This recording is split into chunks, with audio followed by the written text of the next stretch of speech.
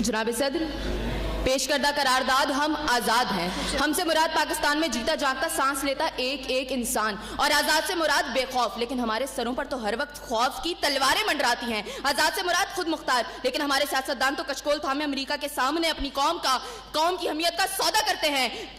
आज़ाद से मुराद किसी के ताबे ना होना, लेकिन हम तो आज भी उन्हीं जागीरदारों, उन्हीं वडेरों, उन्हीं लुटेरों, उन्हीं जाबिर, उन्हीं जालिम, उन्हीं बेहिस और बेबस हुक्मरानों के ताबे हैं। तो मंतकी एतबार से करारदाद अभी और इसी वक्त मुस्तरद होती है। अगर ऐवान में बैठा कोई एक नौजवान भी खड़े होकर ये कह दे कि हाँ, जितनी आज़ादी हमें मिली है इतनी ही काफ़ी है, तो मैं अभी और इसी के वक्त यहाँ के बजाय वहां खड़े हों। लेकिन जनाब सदर, हम आज़ाद नहीं। और ये किस आज़ादी की बात करते हैं जिस मुल्क में वाटर कूलर से लटकते हुए गिलास को भी जंजीरों में जकड़ के रखा जाता हो, उसमें इंसान क्या आज़ाद होंगे?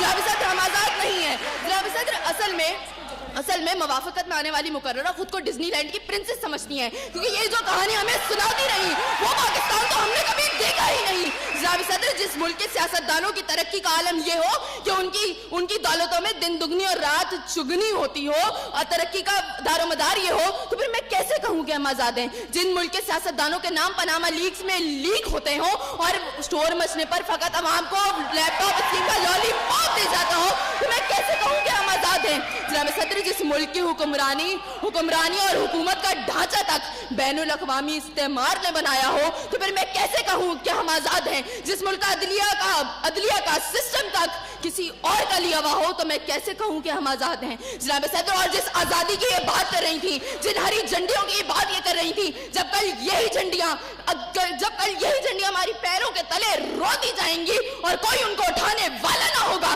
तो फिर मैं इनसे पूछूंगी कि अरे कौन सी आज़ादी?